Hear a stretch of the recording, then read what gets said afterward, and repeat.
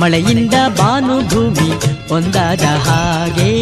ಒಲವಿಂದ ನಾನು ನೀನು ಜೊತೆಯಾಗಿ ಹೀಗೆ